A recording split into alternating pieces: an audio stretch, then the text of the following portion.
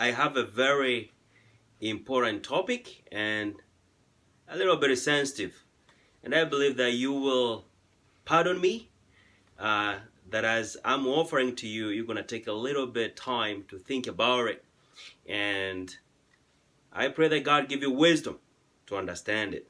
So today, we're going to talk about dealing with ego, pride, and egocentric leaders. And in your leadership development, or even now, you may be employed somewhere, that you are working under someone or you are leading someone who has fragile ego, or they're narcissist, or they have this egocentric behavior that can be a crippling factor in your leadership development and leading other people. So I just want to define a few terms as we're diving into our subject today. Number one, what is ego? According to Oxford Dictionary, a person is a person's sense of self-esteem or self-importance. Now, everyone have an ego.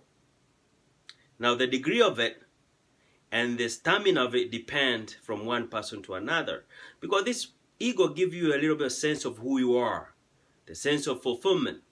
But the moment that you lose control of your ego, it becomes a toxic behavior, and it can hinder you or hinder other people in their life development. And then another term is pride. Everybody has also a little bit of pride inside of them. And pride is a feeling or deep pleasure of satisfaction driven from one's own achievement or achievement from his friends. So we feel proud of our work, and that's good. But the moment you lose control of your own pride, it make you become self-centered, and you exalt yourself more than you should. So it's very important to check on that. Now, all these behaviors, these are natural, they are born, they're traits that we all have.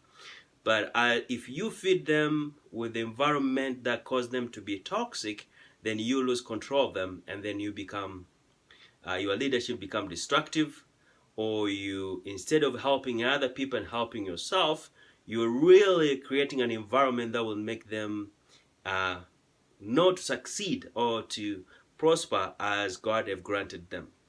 Now, egocentric leader or the narcissistic leader is someone who thinks only about himself and what is good for him.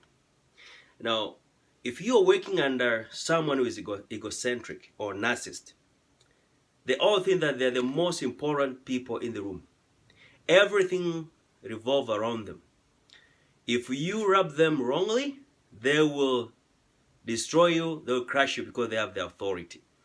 So I thought it's wise to understand few signposts that you can observe if you see that, so you take precautions. Number one, egocentric leaders, they like to speak about their own success as a source of power and authority. They always talk about what they have achieved, and that's only what they talk about. So when you see that, be very cautious and take a moment to think about it. And also, they believe that their ideas and intelligence is supreme from the rest. So if you don't accept their ideas, they will kick you out. And also, they are very arrogant and ignorant in understanding other people's needs, because they think the world owes them something. So they don't pay attention to other people. So be careful on that.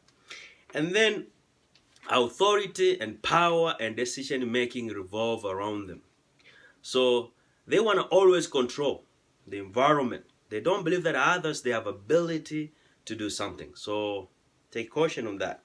But also, they have a fragile ego, fragile self.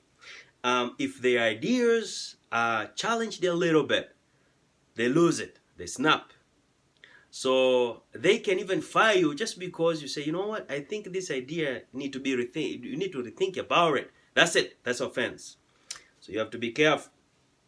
And also, their needs are first, and others come last.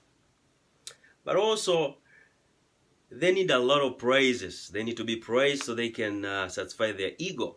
So when you see that, take precaution. But also, they are pathological liars. They can lie to your face and deny you. So that's one sign of them. Now, if it happens that you are working at someone like this, don't lose hope. In your process, don't force them to change, but just live a life that will be a blessing to them. But I want to give an example of egocentric leader that is found from the Bible. God commanded Cain and Abel, that these were children of Adam, our first parent, to offer sacrifice. And they were given instruction of which sacrifice to offer and which one not to.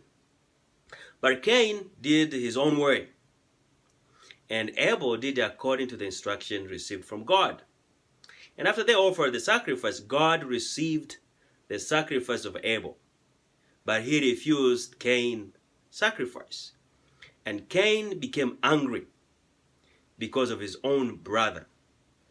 Not because his brother did anything wrong, but because he thought that his misfortune was caused because of his brother. And now when he was angry, then God came and says, he said, then the Lord said to Cain, why are you angry? Why is it your face downcast? If you do what is right, will you not be accepted? But if you do not what is right, sin is crouching at your door. So God warned him that something is not right. So one of the signs you can also pick up here is that look at their facial expression too. It can tell you something about their character. And then Cain went to his brother and said, let's go in the field and play. And then he killed his own brother. Cain killed his own brother because of jealousy.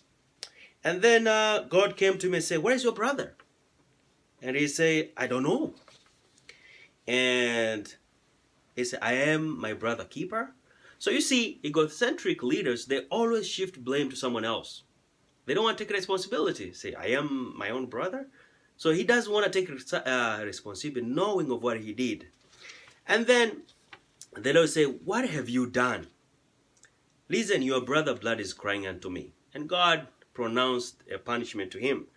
But not only that, look here. After God had pronounced the punishment, Cain did not take responsibility. But also, he said, no, my punishment is more to bear.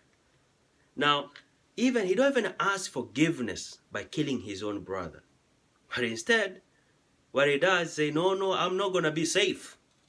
Look. So most of these people, they don't take responsibility of their own actions. So be wise in how you deal with them. So it is hard to change egocentric leaders or narcissists. The only thing can change them is that sometimes they are blown down and they can humble themselves. But it's only God can change them. But even God himself have a hard time dealing with them. Now I just have a few things that I thought I would share with you Daniel did. Whenever Daniel was successful in his leadership, remember he dealt with men and women who were egocentric. They almost wanted to kill him. They almost wanted to destroy him. And even Nebuchadnezzar has not been God. He will have been perishing in history. But this is how Daniel dealt with them. He never bragged of his own wisdom. Never. He spoke about the wisdom of God. So very important. Never speak of your own success and brag about yourself. But always point your success to God. And not only that, Daniel, he never took credibility himself. He always shared the credibility with other people. So in your life, remember that you share credibility with other people, no matter how, so that you avoid conflict with these men unnecessarily. So you develop and reach the maturity and the height that God has set for you. So I pray that God give you wisdom and have a great day. It'll take a little bit of a long time, but God bless you and see you next.